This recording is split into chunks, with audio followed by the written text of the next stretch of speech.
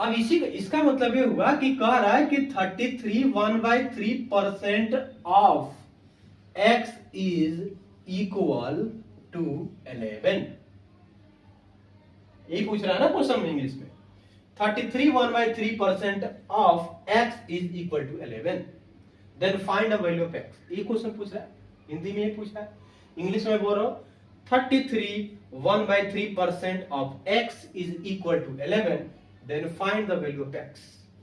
English में हो गया, और हिंदी में क्या होगा, x का 33 1/3% 11 है, तो x का मान निकाला।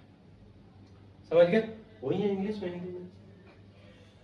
जब भी इस टाइप के क्वेश्चन आता है तो मैंने क्या बताया था, 33 1/3 को क्या लिखते हैं फ्रैक्शन में, 1/3 लिखते हैं ना।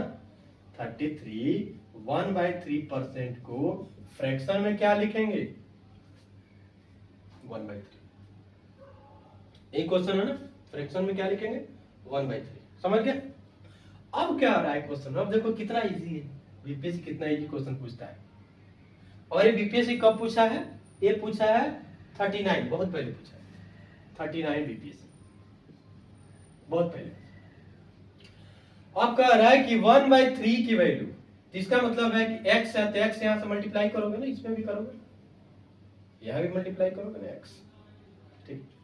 तो 1/3 की वैल्यू कितना दिया है, 11, तो x की वैल्यू क्या होगा, 3 मल्टीप्लाई 11, 33 रुपये, सिंपल। यानी 1 की वैल्यू 11 है तो 3 की वैल्यू 33 होगा।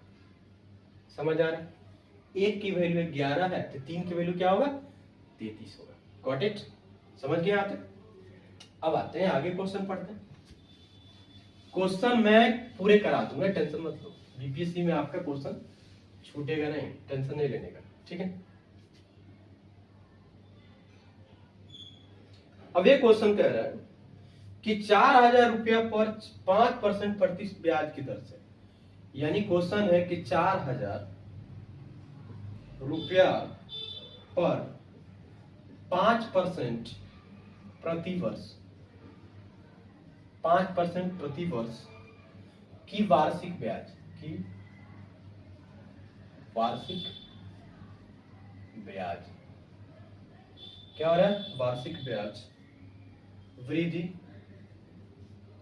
वार्षिक ब्याज वृद्धि से 2 वर्ष के लिए चक्रवृद्धि ब्याज के लिए, चक्रवृद्धि